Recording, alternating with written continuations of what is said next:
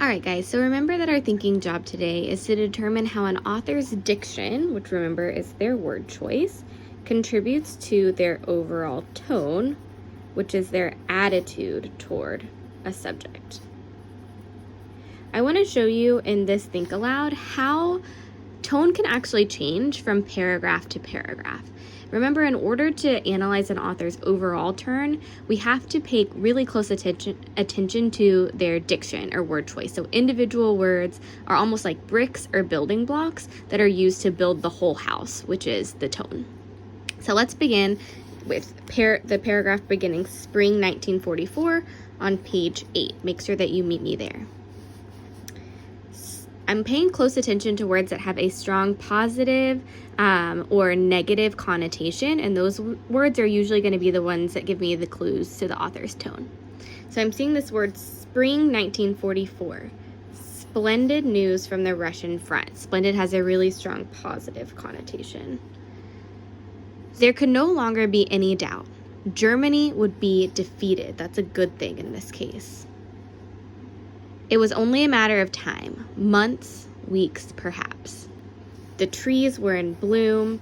It was a year like so many others with its spring. Spring has a really positive connotation. I'm thinking of like flowers blooming, babies being born, the sun is shining, everything's really green and new and fresh and hopeful.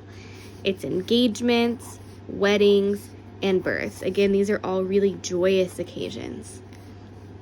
The people were saying the Red Army is advancing with giant strides. The Red Army is the opponents of Hitler and the Nazis. Hitler will not be able to harm us, even if he wants to. So overwhelmingly in the first couple of paragraphs, we have a really positive connotation. But again, I don't want to stop there and just say, oh, this section of the text is positive. I want to choose a really strong descriptive adjective, so I might even reference that resource that Miss York and I provided for you that has that great list of different tone words. I'm going to say that this is optimistic or hopeful. The Jews feel like they're winning, that Germany is going to be defeated, they're safe. Look how quickly the tone can change. Yes. We even doubted his resolve to exterminate us. Annihilate an entire people?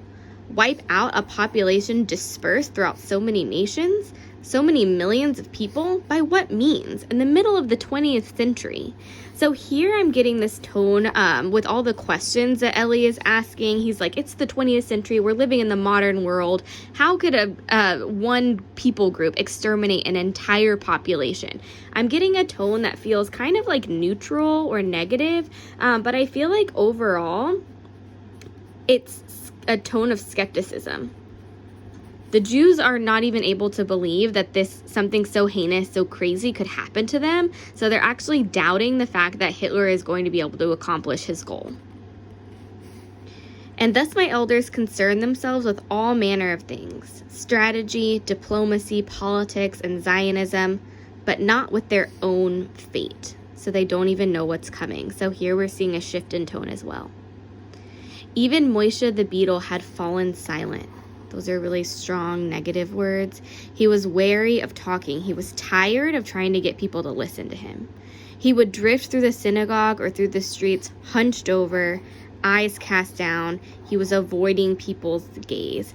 This tone, we have lots of negative tone words here. He's hunched down. He's tired of trying to speak his piece. It sounds like Moishe the beetle is hopeless here. So Wiesel is giving us a tone of hopelessness, of sorrow. Remember, Moishe has seen all of these terrible things happening firsthand, and yet nobody is believing him. So we start off with a really hopeful, optimistic, positive tone on the beginning of page 8, but we end in hopelessness and sorrow.